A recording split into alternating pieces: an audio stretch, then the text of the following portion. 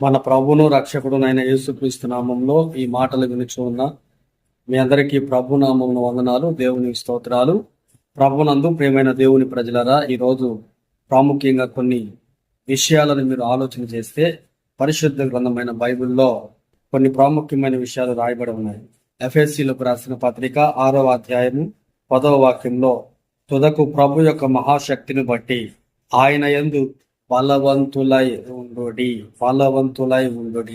ఈరోజు ఈ మాటలు వినుచున్న ప్రియ దేవుని బిడ్డలరా, దేవుని సంఘమ, ఆత్మీయ యాత్రలో, ఆత్మీయ జీవితంలో ఈరోజు నువ్వు ఎలా నడిపించబడుతున్నావు, ఎలా జీవిస్తున్నావు?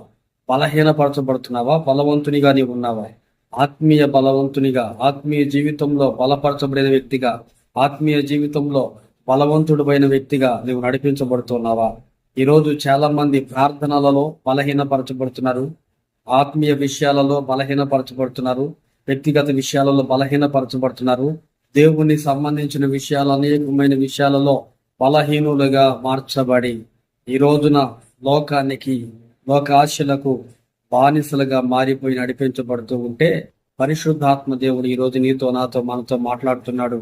నీవు బలవంతునిగా ఉండాలి. దేవునిని బట్టి బలవంతునిగా, దేవుని ఆత్మను పొంది బలవంతునిగా, నీ ఆత్మీయ జీవితంలో, ప్రార్థన విషయంలో, వాక్య విషయంలో, ఇదిగో నీ వ్యక్తిగత ఆత్మీయ జీవితంలో నువ్వు అన్ని విషయాలలో బలవంతునిగా నువ్వు మార్చబడాలి అనేది దేవుని యొక్క ఆలోచన ఉన్నది.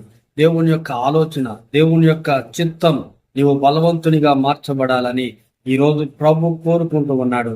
అట్టి విధమైన ఆత్మీయ జీవితంలో బలపైనటువంటి ఆ అనుభవాలలో నీవు నడిపించబడదువుగాక. ఆమేన్.